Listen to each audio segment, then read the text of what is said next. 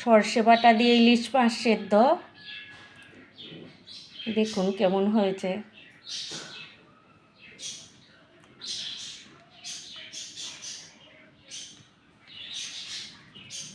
এদিকে ঝিঙ্গে আলু দিয়ে কাতলা মাছ,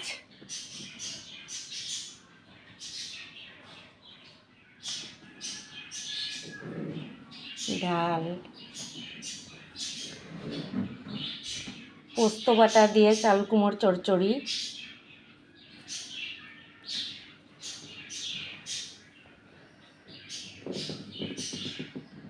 লেবু রেখেছি, আম রেখেছি, কিছু খাওয়া হয়েছে আর কিছু রেখেছি।